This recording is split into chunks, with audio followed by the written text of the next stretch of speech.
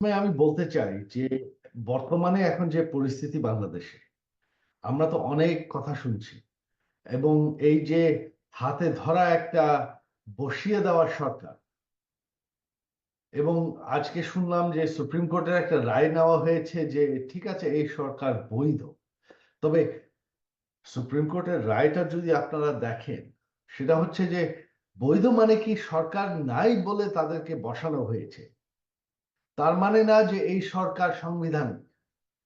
বাংলাদেশের supreme court এবং আমাদের সুপ্রিম কোর্ট রায় দিয়েছে যে একটি অনির্বাচিত, যেহেতু আমরা একটা গণতন্ত্রে একটি অনির্বাচিত সরকার 1 মিনিটের জন্য ক্ষমতায় থাকতে পারে না।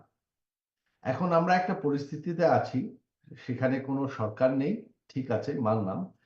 সেখানে কিন্তু সংবিধান একদম স্পষ্ট, যেটা সুপ্রিম কোর্ট আবারও বলেছে